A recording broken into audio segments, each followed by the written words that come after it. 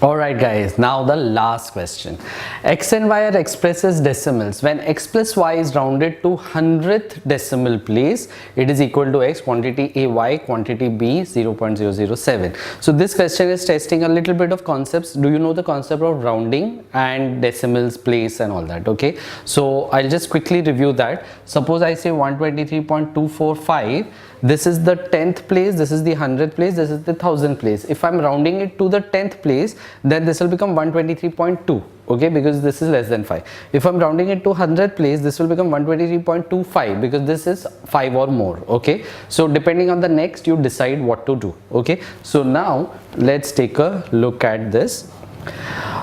He says that when I round x plus y, when x plus y is rounded to the 100th decimal place, it is equal to x, back again to x. So let me take an example. Suppose I say x is equal to, let's consider x as, let's say 0.23 or something like that, okay.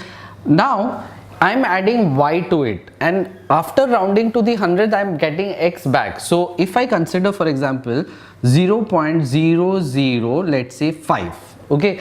Now what will happen if I do x plus y? 0.235, correct. Now if I round this to the 100th, what will I get? Because of this 5, this is going to go up. I'll get 0.24, so I will not get x back, okay, it will go up. So if I'm rounding and I need to get x back, so what do you think should be this digit?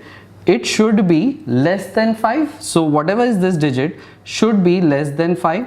So here, for example, it could be 0.004 or 0.003 or 0.002, and therefore quantity A, which is y, has to be less than 0.005, and therefore it is less than 0.007, and B is the answer.